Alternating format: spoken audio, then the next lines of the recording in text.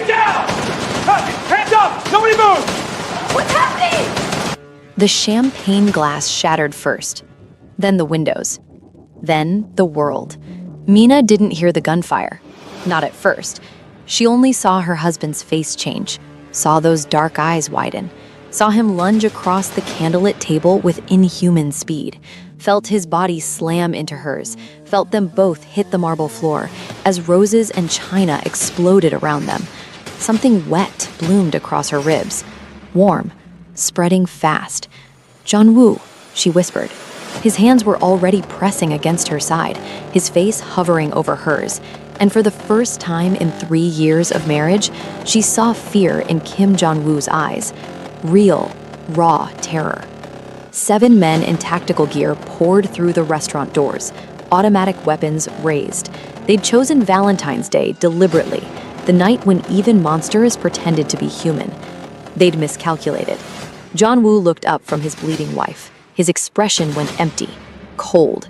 Something ancient and violent sliding behind his eyes like a blade finding its sheath. "You shouldn't have come here," he said quietly. That's when the screaming started. If you're already hooked, smash that like button and subscribe. This story gets darker, hotter, and more dangerous with every minute. Trust me, you won't want to miss what happens next. But we're getting ahead of ourselves.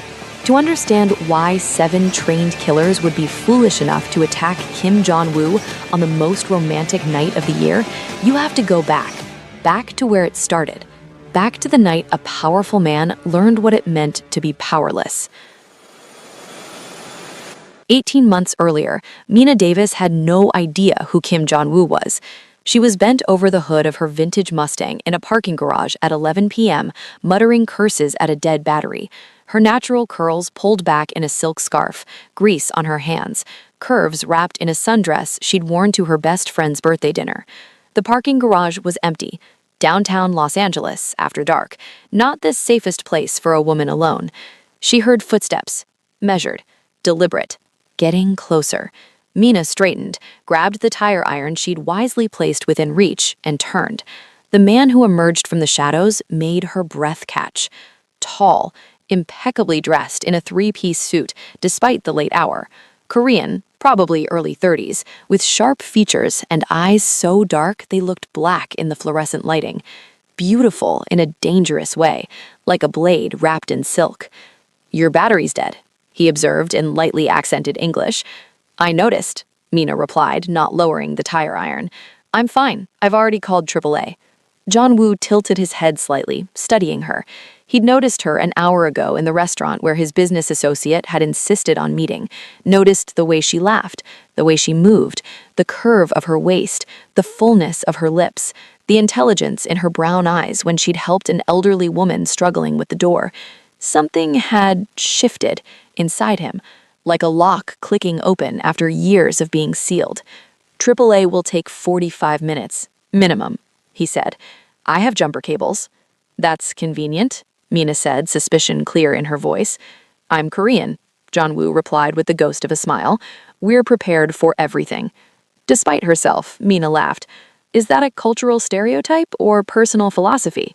"Both." He moved toward his car, a black Mercedes that probably cost more than her annual salary, and returned with professional-grade cables. Mina watched him work with quick, efficient movements. Designer suit, expensive watch, but he knew his way around an engine. "Interesting. I'm Mina," she offered after a moment. "Jong-woo. Japanese?" she asked. "Korean," he corrected gently. "Very, very Korean." She smiled.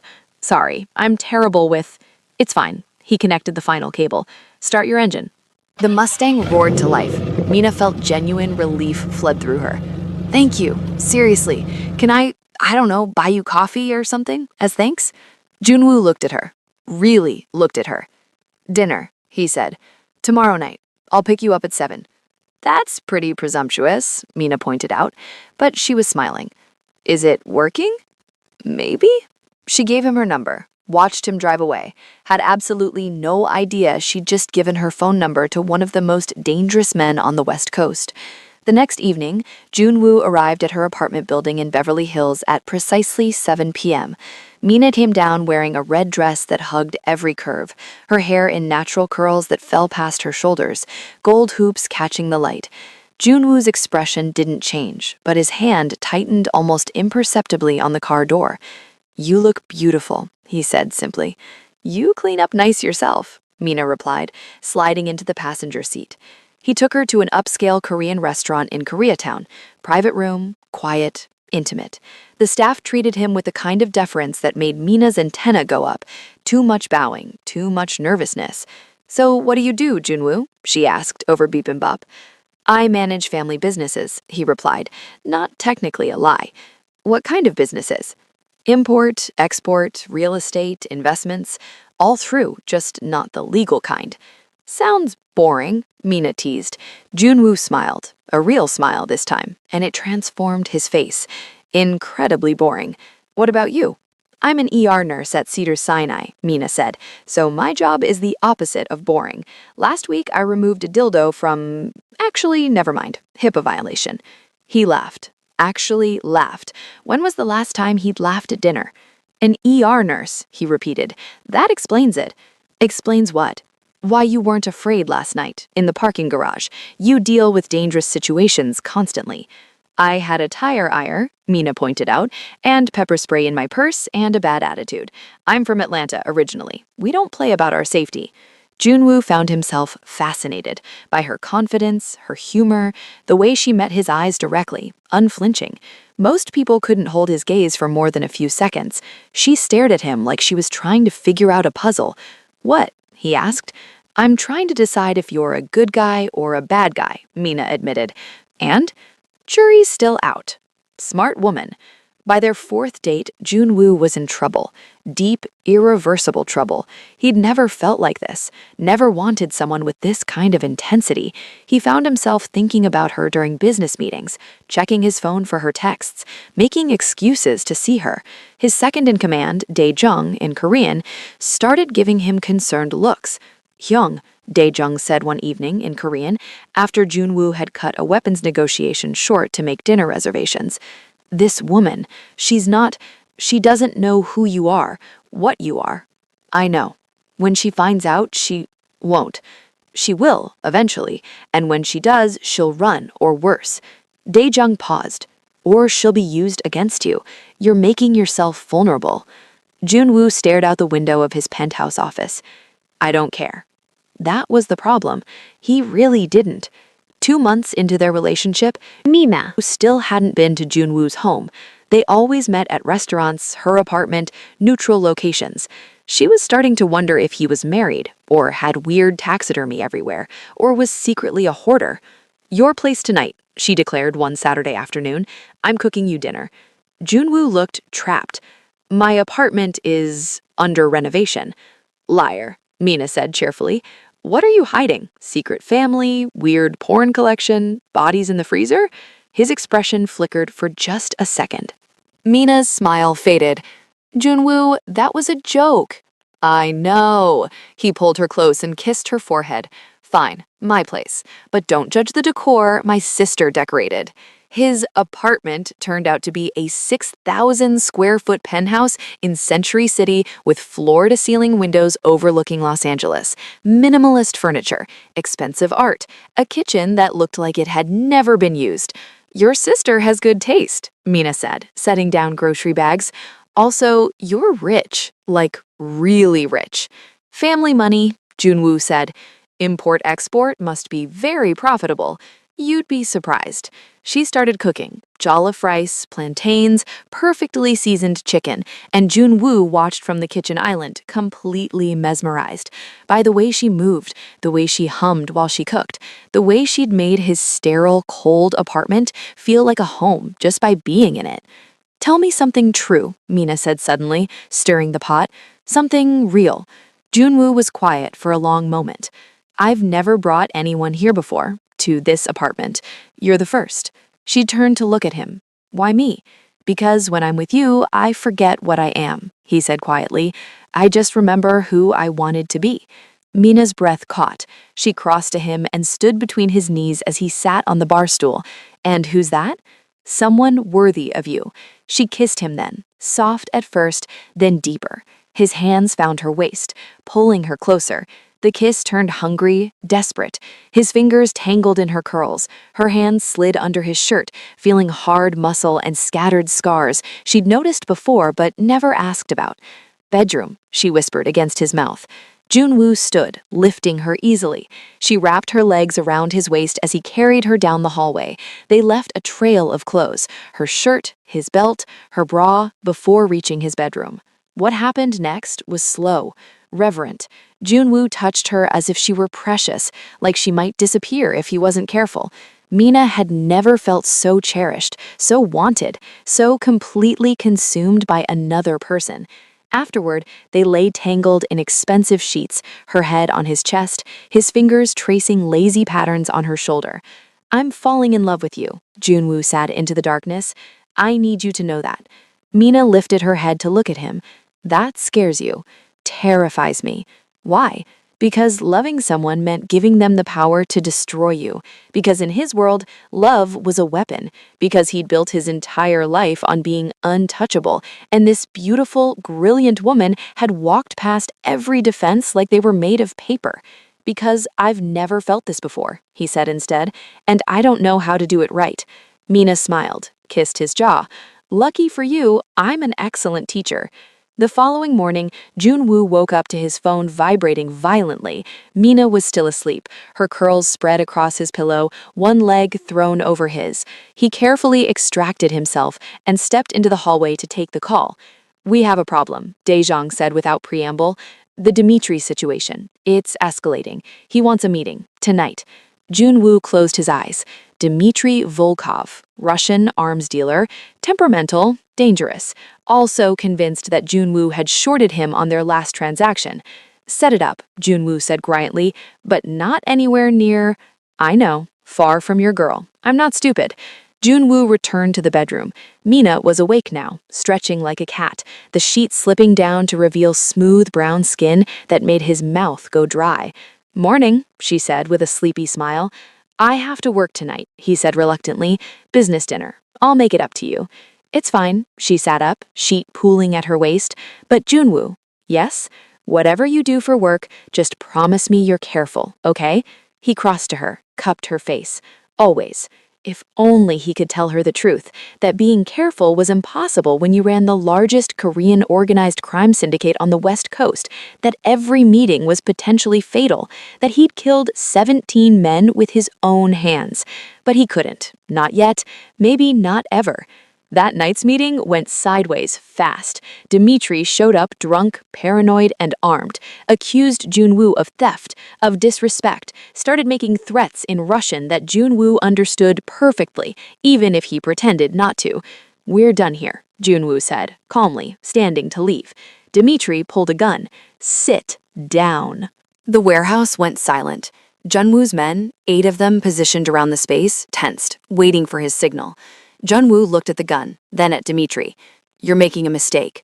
"You think I'm afraid of you?" Dmitri spat. "You're soft now. Everyone knows. Got yourself a pretty little girlfriend. Makes you weak." Everything in Junwoo went cold. "What did you say?" "The nurse. Ethiopian, right?" "No, wait," Dmitri laughed. "American. Black. Curves like—" Junwoo moved. One second he was across the table. The next his hand was around Dmitri's throat, slamming the Russian's head into the concrete floor with enough force to crack bone. The gun skittered away. "You don't talk about her," Junwoo said quietly. Too quietly.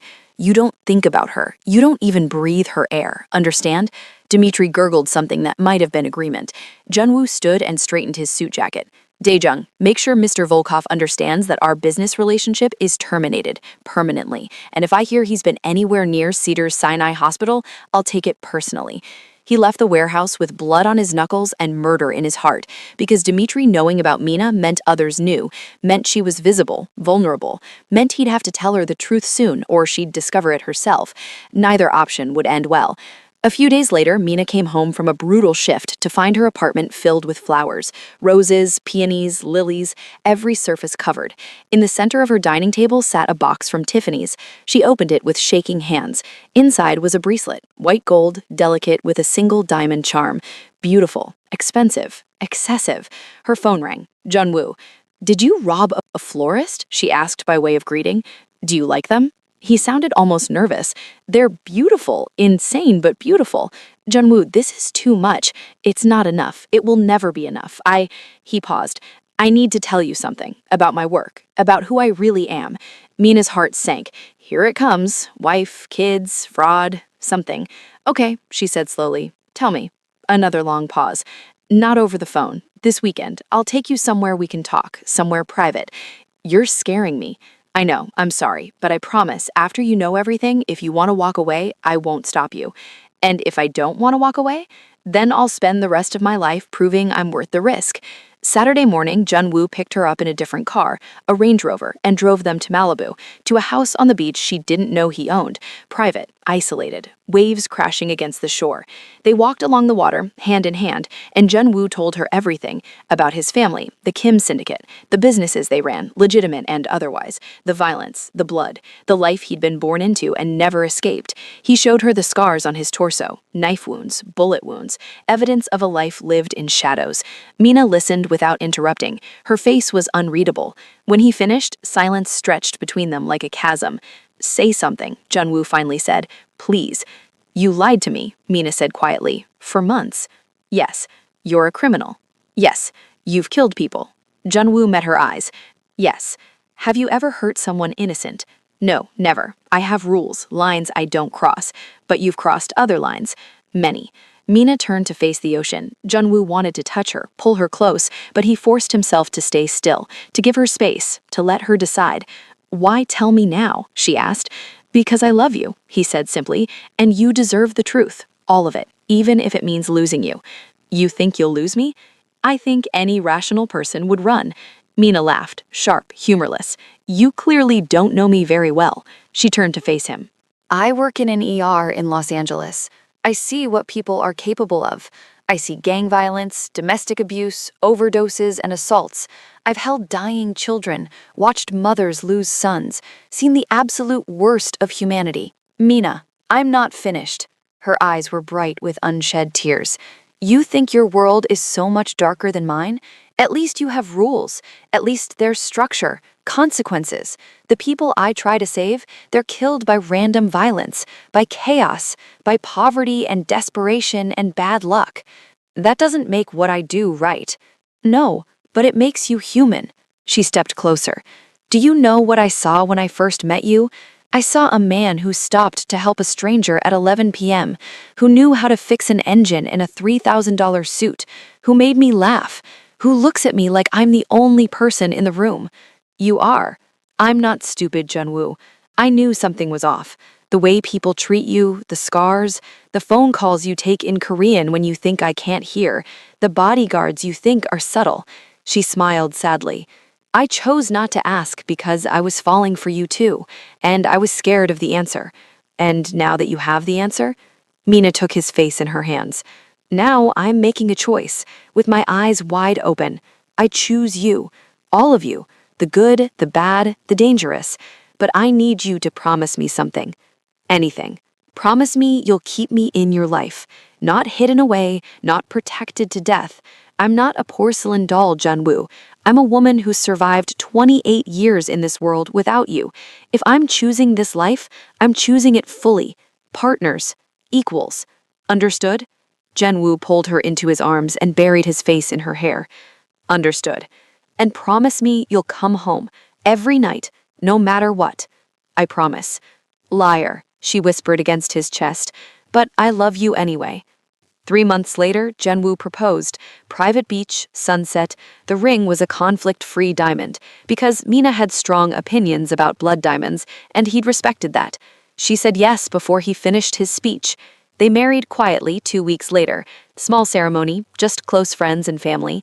Mina's mother flew in from Atlanta, took one look at Junwoo and pulled her daughter aside. "Baby, I love you, but that man is dangerous," Mrs. Davis said bluntly. I know, Mama. Do you? Really? He'd burn the world down for me, Mina said quietly. And honestly, after the life I've lived, after the men I've dated, after the disrespect and the disappointment and the heartbreak, having someone who would go to war for me, that doesn't scare me. It's exactly what I need. Mrs. Davis studied her daughter's face, saw the certainty there, sighed. All right then, but if he hurts you, I'm flying back here with my sisters and we're handling it Atlanta style. Deal. Junwoo, overhearing this conversation from across the room, made a mental note to never, ever cross Mrs. Davis. Married life suited them both. Mina moved into the penthouse, kept her job at the hospital because she loved it, because it kept her grounded, because Junwoo had meant what he said about partners and equals.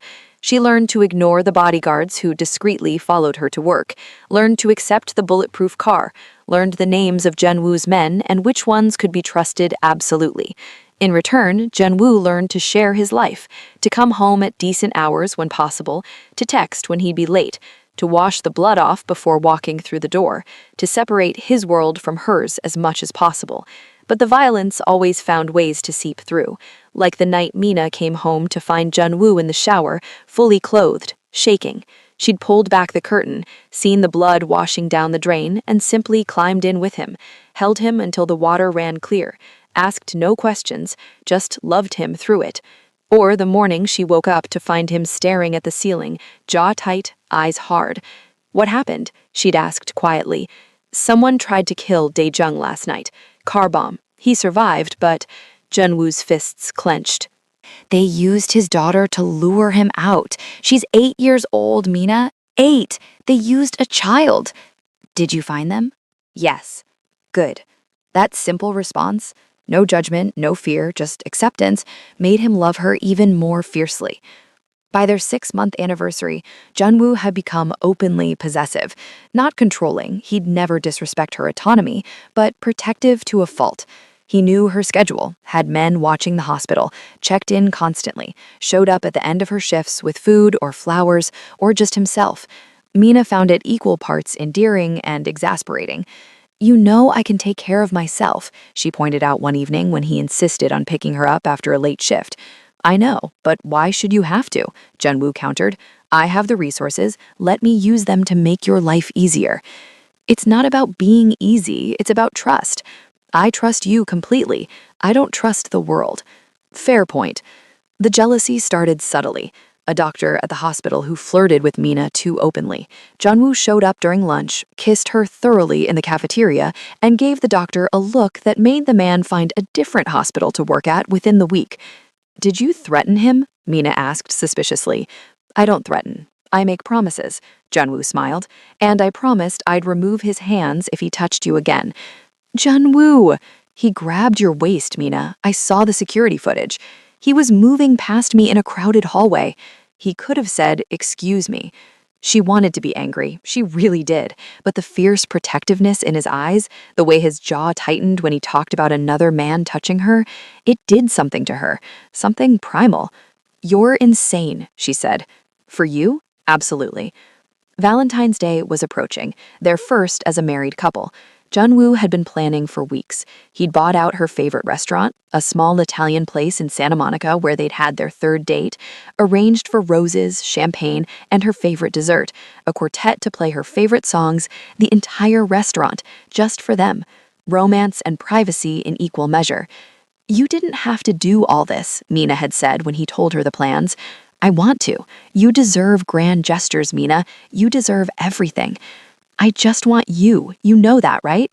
I know, but let me spoil you anyway. What Junwoo didn't know, what he couldn't have known, was that Dmitry Volkov had been planning his revenge for months.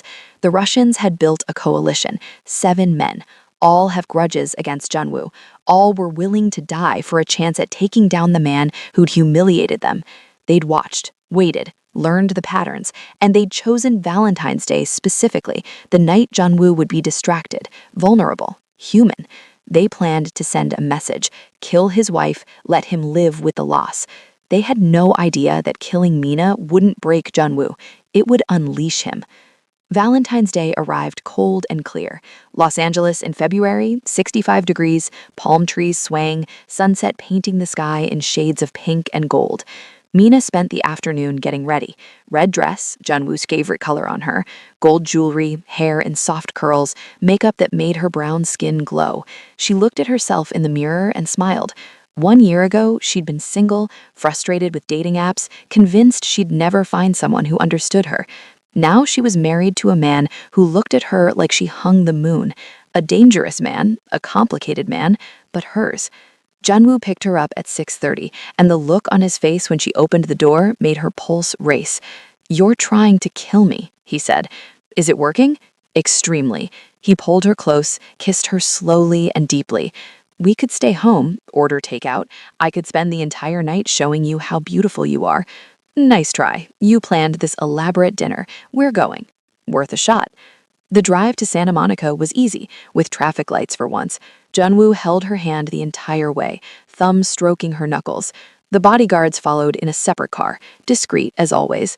They arrived at the restaurant at 7. The entire place was empty except for the staff. Candlelight everywhere, rose petals scattered across the floor. A violinist in the corner playing something soft and romantic. "Junwoo," Mina breathed. "This is too much." "No such thing." He pulled out her chair. "Not for you." Dinner was perfect. Wine, pasta, and conversation that flowed like water. Junwoo told her stories about his childhood in Seoul. She told him about growing up in Atlanta. They laughed, flirted, fell in love all over again across a table covered in roses. At 8:15, Junwoo excused himself to take a call. Business, quick. He stepped toward the back of the restaurant, phone to his ear.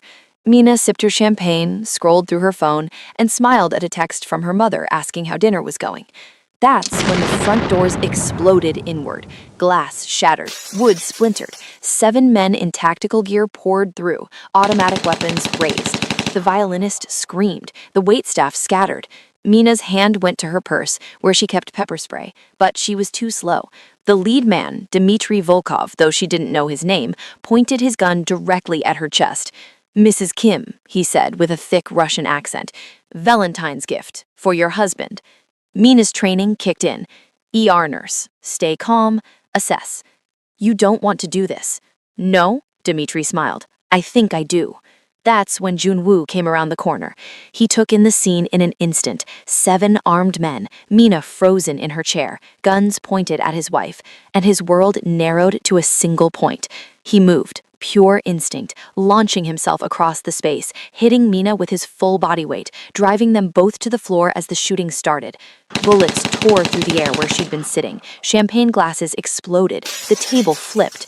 Junwoo covered Mina completely, his body a shield, his arms wrapped around her head. Something burned across Mina's ribs. Hot, sharp. She gasped. Junwoo felt her flinch, felt the wetness between them, looked down and saw red blooming across her red dress. Darker. Wrong.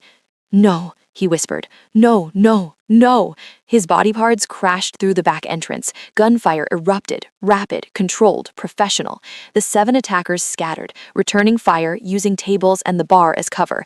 Junwoo didn't care about the battle, didn't care about the bullets, didn't care about anything except the woman bleeding in his arms.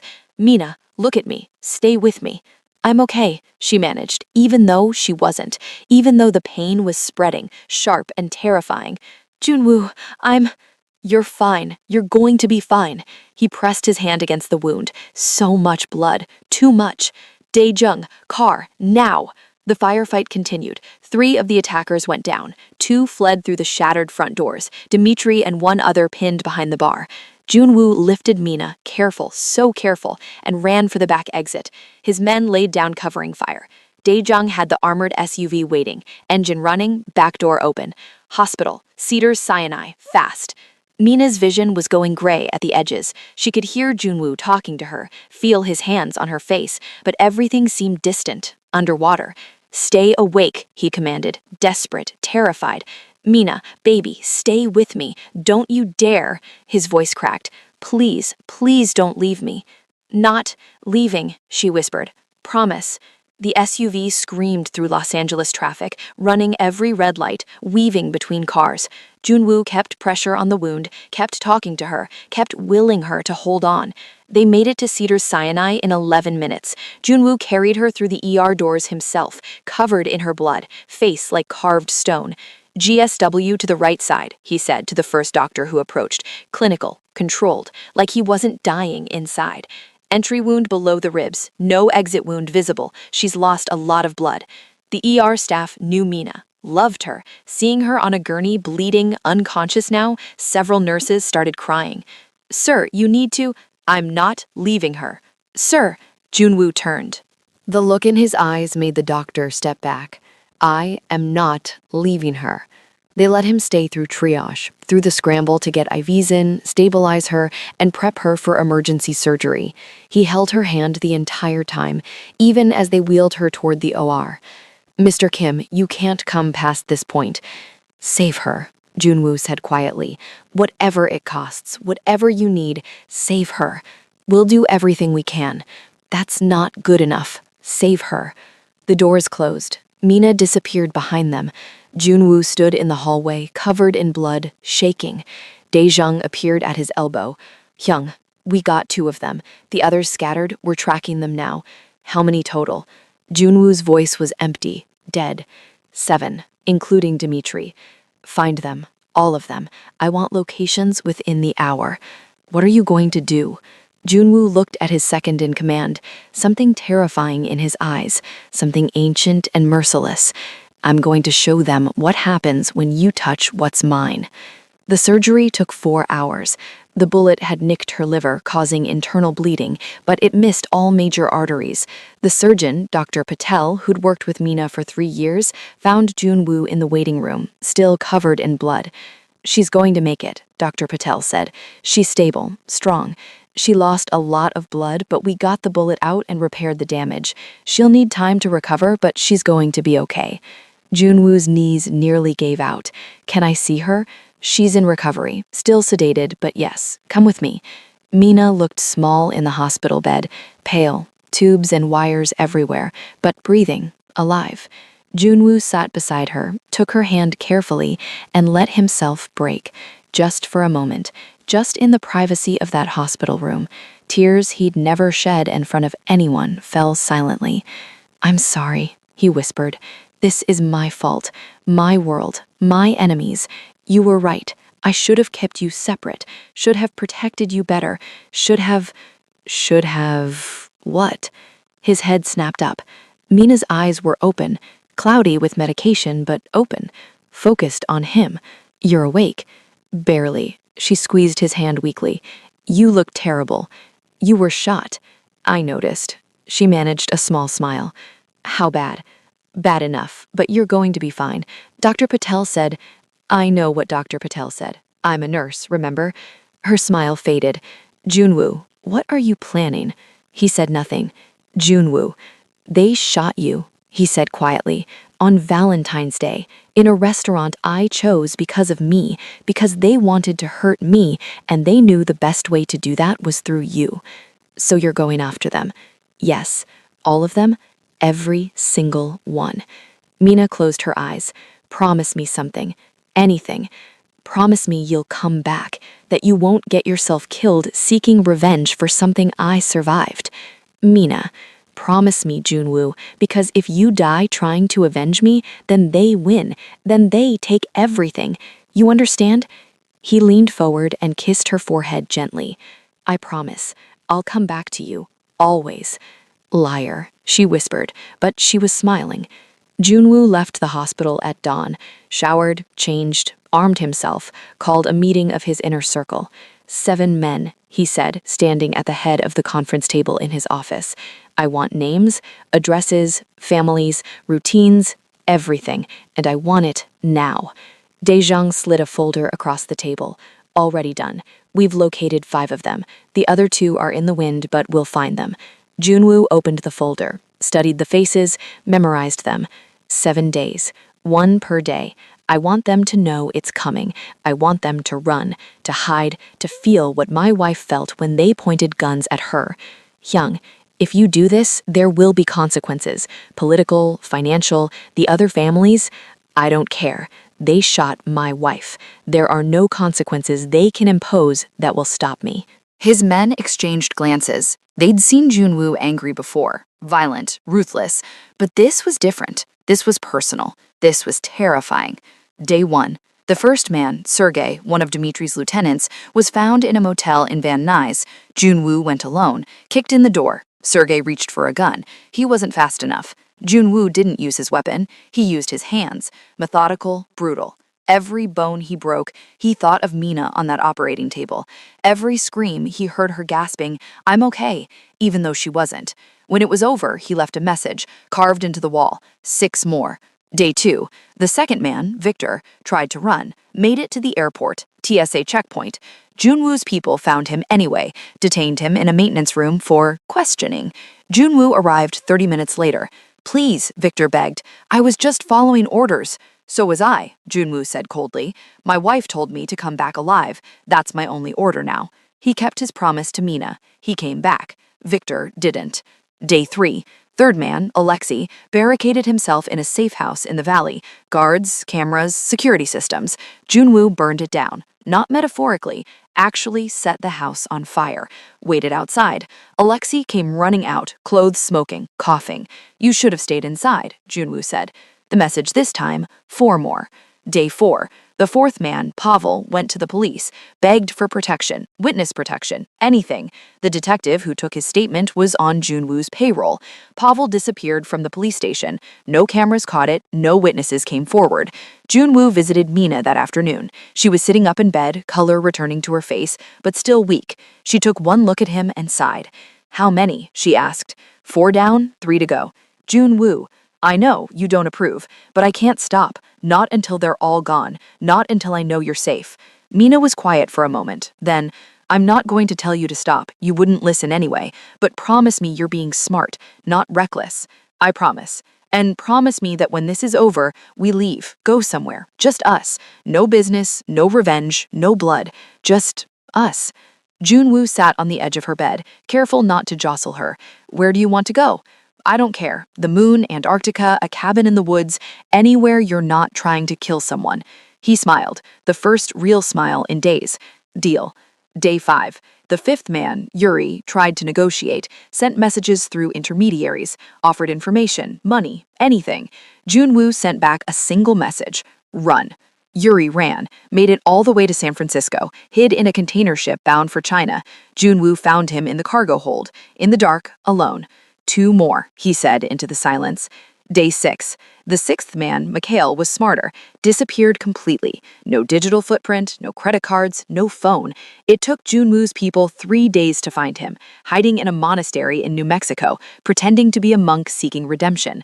"God can't save you," Junwoo said when he found him in the chapel, "but if you tell me where Dmitri is, I'll make it quick." Mikhail told him everything. Junwoo kept his word. Day 7. Dmitri Volkov knew it was coming, had known since day 1. He'd gone deep underground, fortified location, multiple guards, escape routes. He was ready.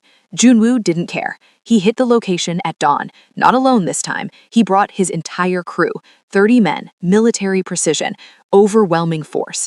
The firefight was brief, brutal. Dmitri's guards were outmatched. Junwoo found the Russian in the basement, gun in hand, cornered. "You should have killed me," Dmitri said, "when you had the chance, months ago. Should have put a bullet in my head instead of just breaking my nose." "You're right," Junwoo agreed. "That was my mistake. I thought you'd be smart enough to leave it alone." To leave her alone. "She made you weak." "No." Junwoo raised his gun. "She made me human. There's a difference. And you tried to take that from me. Tried to kill the one good thing in my life. The one person who sees me as more than a monster." "What are you now if not a monster?" Dmitri laughed bitterly. "Look what you did. 7 men, dead in 7 days. For what? A woman? Not a woman. My woman. My wife. The reason I still have a soul." Junwoo's hand didn't shake. "You crossed the only line that mattered. So kill me. Finish it." "No, I'm not going to kill you, Dmitri." The Russian looked confused. "What?" "I'm going to let you live, but you're going to leave. Los Angeles, California, the United States. You're going to disappear. And if I ever hear your name again, if you ever come within 1,000 miles of my wife, I won't kill you. I'll kill everyone you love. Your brother in Moscow. Your mother is in St. Petersburg. Your daughter is in London. Everyone. Do you understand? Dmitri went pale. You wouldn't. Test me, Junwoo said softly. Please, give me an excuse. Dmitri left the country that night. Junwoo returned to the hospital, covered in someone else's blood for the second time in a week. Mina was awake, reading a magazine, looking stronger. She looked up when he walked in, took in his appearance, and set the magazine aside. Is it done? She asked. It's done. All 7? 6 dead, 1 exiled. He'll never come back. Mina held out her hand. Junwoo crossed to her and sat carefully on the edge of the bed. She touched his face, gently, searching. Are you okay? She asked. The question broke something in him. After everything, after she was shot, nearly died, spent a week in the hospital, she was asking if he was okay. I love you, he said roughly, more than I thought it was possible to love another person, more than my life, more than anything. I know. She pulled him down and kissed him softly. I love you too. Even when you're terrifying, even when you do things I can't condone, even when you're covered in blood and looking at me like you'd burn the world down if I asked. I would. I know. That's the terrifying part. She smiled. Take me home, Junwoo. I'm done with hospitals. I want our bed, our apartment, you, just you. Doctor said another week.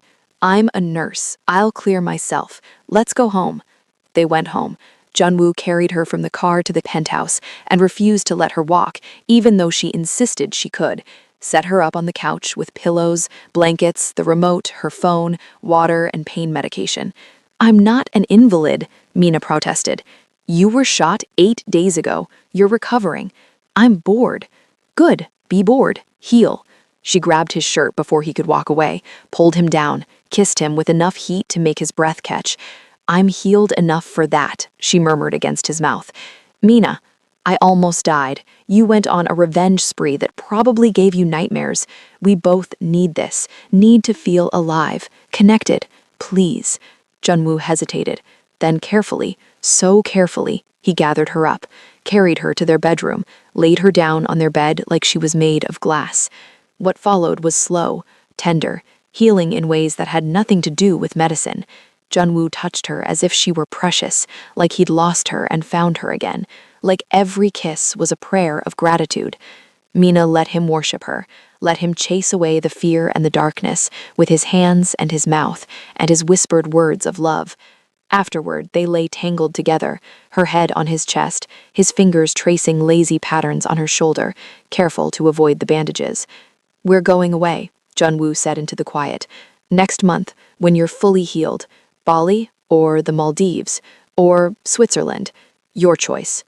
Switzerland, Mina said immediately. I want to see mountains, snow, somewhere completely different from here. Done. And Junwoo? Thank you. For what? For loving me enough to become a monster, for coming back to me, for keeping your promise. She lifted her head to look at him. I know what you did. I know what it cost you, and I'm not going to pretend it was noble or right or justified, but I understand why you did it, and I love you for it, even if I shouldn't. You're the only thing that keeps me human, Junwoo said quietly. The only thing that reminds me I'm more than what I do, what I've done. You see me, Mina, all of me, and you stay anyway. Always. Even when I'm covered in blood, especially then, because you always wash it off before you come to bed, because you never let it touch me, because you keep that world separate, even when it's impossible. She smiled. You're a good man trying to survive in a bad world, Junwoo. That's enough for me.